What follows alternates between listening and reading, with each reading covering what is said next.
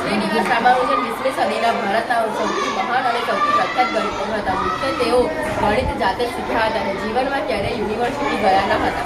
તેમને ટૂંકા જીવનગાળા દરમિયાન લગભગ 3900 જેટલા ગણિતના પરિણામો શોધ્યા હતા. ભારત ટપાલ વિભાગ દ્વારા 28 ડિસેમ્બર 2011 અને 22 ડિસેમ્બર 2012 તેમના માનમાં સ્મારક ટપાલ ટિકિટ બહાર પાડવામાં આવી હતી.